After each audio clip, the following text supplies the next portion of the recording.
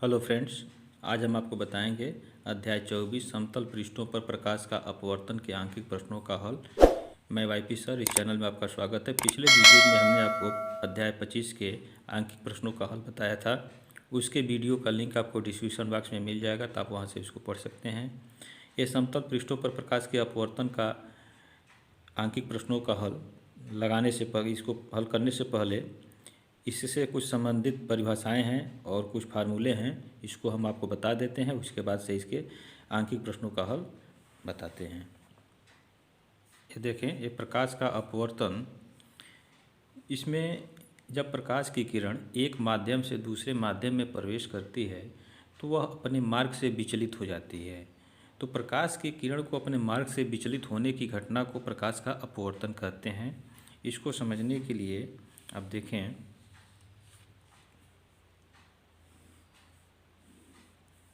यह आपका अभिलंब है, ठीक है, और इस अभिलंब को नीचे की तरफ थोड़ा सा और बढ़ाएं। यह बिंदु आपका O हो गया और यह N हो गया। यह सघन माध्यम है और ये विरल माध्यम है। सघन माध्यम के जो पदार्थ के कण होते हैं विरल के अपेक्षा काफ़ी नज़दीक होते हैं और विरल के जो है दूर दूर होते हैं। अब कोई प्रकाश की किरण हम आपतित कराते हैं तो यह आपतित किरण और अभिलंब के बीच जो है आपतन कोण I बनाता है। अब चूँकि अब दूसरे माध्यम में प्रवेश करता है तो इसकी दिशा तो यह है, लेकिन विरल होने के नाते यह अभिलंब से और दूर हट जाता है, यानी यह विचलित हो जाता है। तो यह इसको मान लेते हैं कि यह इस तरह से यह अपवर्तित हो गया और यह कोण जो है R बनाया। इसको हम कहते हैं अपवर्तन कोण और इसको कहते हैं अपवर्तित किरण, ठीक है। तो इस तरह से प्रकाश का ये अपवर्तन होता है। तो इसकी परिभाषा आपने देखा कि इसको क्या कहेंगे। जब कोई प्रकाश की किरण एक माध्यम से दूसरे माध्यम में प्रवेश करती है तो अपने मार्ग से विचलित हो जाती है। तो प्रकाश की किरण को अपने मार्ग से विचलित होने की घटना को हम प्रकाश का अपवर्तन कहते हैं।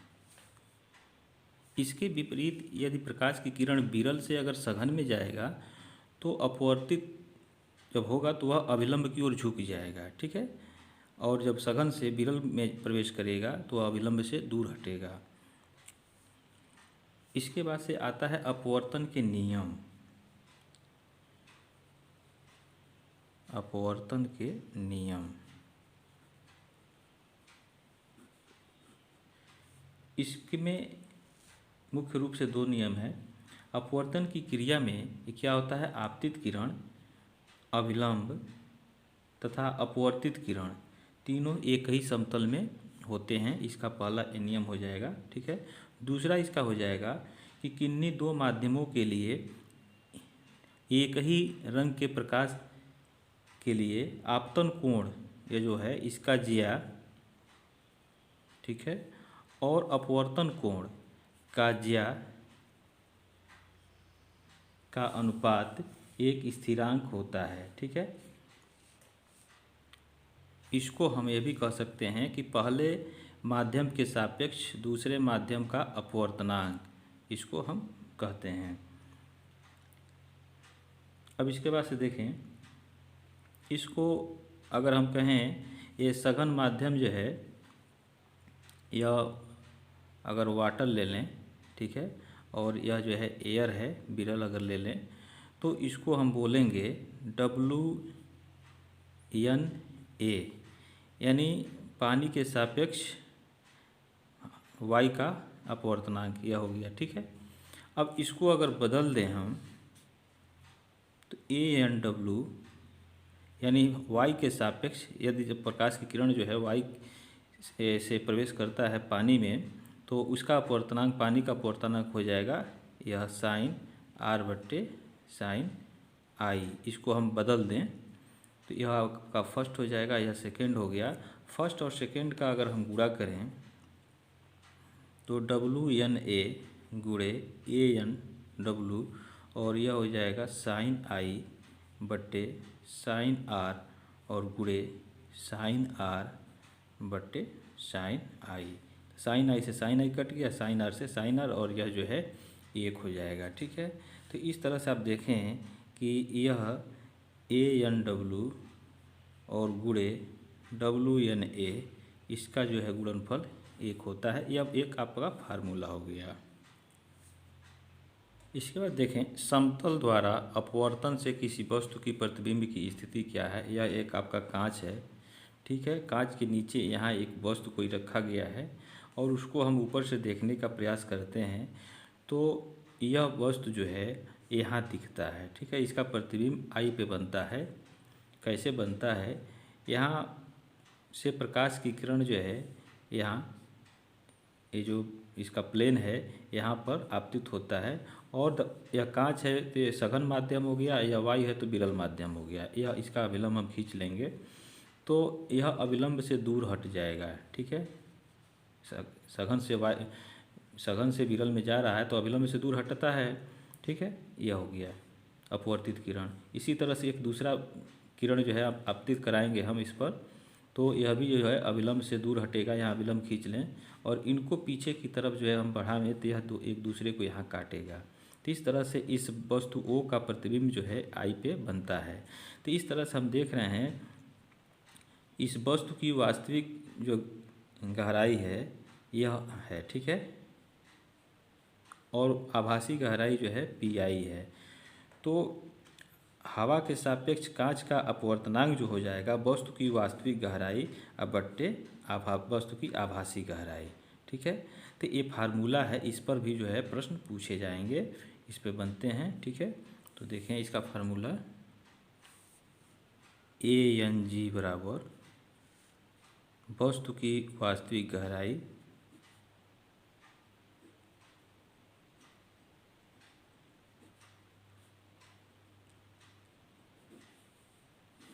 बट्टे वस्तु की आभासी गहराई।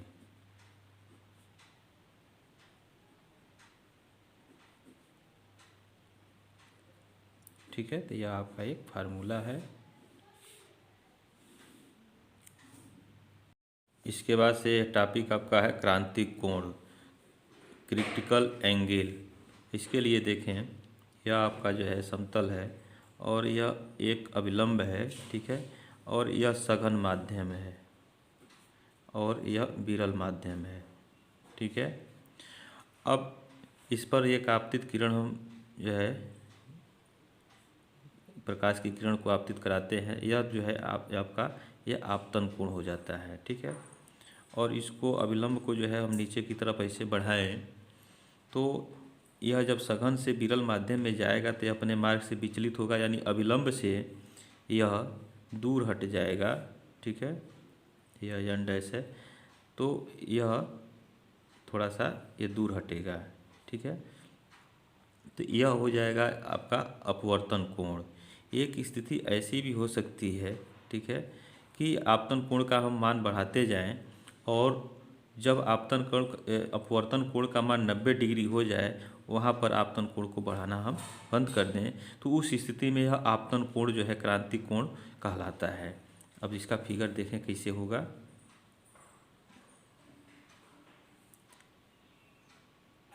यह आपका जो है विलंब हो गया। तो आपतन कोण का हम इतना हम बढ़ाएं उसको, ठीक है, कि यह जो है 90 डिग्री हो जाए। जो अपवर्तित किरण है वह अविलंब से 90 डिग्री का कोण वो बनावे। ठीक है, यानी अपवर्तन कोण का मान 90 डिग्री हो जाए। उस स्थिति में आपतन कोण जो है सघन माध्यम का वह क्रांतिक कोण कहलाता है। तो इसकी परिभाषा हो जाएगा कि सघन माध्यम का वह आपतन कोण जिसके लिए अपवर्तन कोण का मान 90 डिग्री होता है उस आपतन कोण को हम क्रांतिक कोण कहते हैं। ठीक है, तो यह सघन माध्यम हो गया और यह विरल माध्यम है। तो क्रांतिक कोण की परिभाषा यह आपको हो गया। इसके बाद से आता है पूर्ण आंतरिक परावर्तन। आंतरिक परावर्तन, इसमें देखें क्रांतिक कोण को तो हमने देखा कि यह जो है आपतन कोण का मान वह होता है जिसके लिए अपवर्तन कोण का मान जो है 90 डिग्री हो गया। ठीक, अगर यही आर का मान अगर 90 से अधिक हो जाए तो क्या होगा, यह अपवर्तित किरण जो है सघन माध्यम में ही परावर्तित हो जाएगा, वापस लौट जाएगा। तो इस घटना को हम पूर्ण आंतरिक परावर्तन कहेंगे। तो इसके लिए देखें,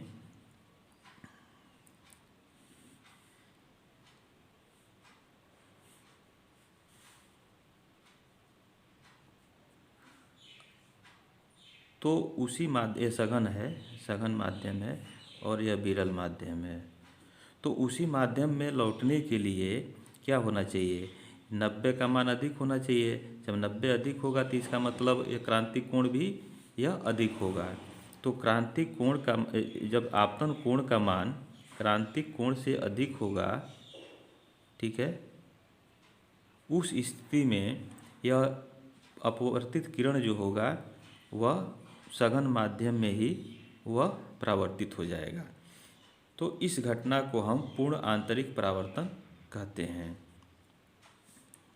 तो पूर्ण आंतरिक परावर्तन का परिभाषा हम क्या दे सकते हैं, इसकी एक परिभाषा यह हो सकता है होगा कि जब प्रकाश की किरण सघन माध्यम से विरल माध्यम में प्रवेश करता है तो आपतन कोण का मान क्रांतिक कोण से अधिक होने पर अपवर्तित किरण, प्रकाश की किरण जो है अपवर्तित न होकर के उसी माध्यम में परावर्तित हो जाती है। ठीक है, तो इस घटना को हम पूर्ण आंतरिक परावर्तन कहते हैं।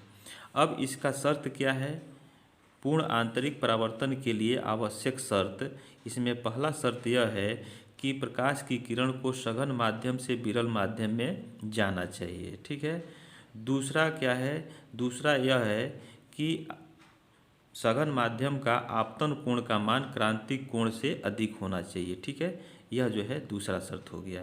तो इस तरह से यह पूर्ण आंतरिक परावर्तन की परिभाषा हो गया और इसके लिए आवश्यक शर्तें हो गया। ठीक है, अब इसके बाद से हम आपको इसके आंकिक प्रश्नों का हल बताते हैं। इसका पहला क्वेश्चन देखें, दिया है एक अवतल दर्पण की वास्तविक वक्रता त्रिज्या 36 सेंटीमीटर है। इस पर पानी डालने पर इसकी वक्रता त्रिज्या 27 सेंटीमीटर प्राप्त होती है। पानी का अपवर्तनांक ज्ञात कीजिए। तो देखें इसका हल, बिना जल डाले जो पिन की दूरी होती है दर्पण से, वह दूरी जो है वास्तविक वक्रता त्रिज्या के बराबर होता है। ठीक है, और पानी डालने पर जो प्राप्त होता है वह आभासी वक्रता त्रिज्या है। यानी तो इसको हम क्या करेंगे, तो पानी के वाई के सापेक्ष पानी का अपवर्तनांक हमको ज्ञात करना है। ठीक है, यहाँ देखें पानी का अपवर्तनांक ज्ञात करना है, तो यहाँ लिखेंगे AN W। ठीक है, पानी का अपवर्तनांक, जिसका अपवर्तनांक ज्ञात करना होता है उसको हम n के बगल में लिखते हैं, बाद में लिखते हैं। ठीक है, तो इसको लिखेंगे y में दर्पण की वक्रता त्रिज्या, y में दर्पण यानी अवतल दर्पण, ठीक है, अवतल दर्पण की वक्रता त्रिज्या बट्टे पानी डालने पर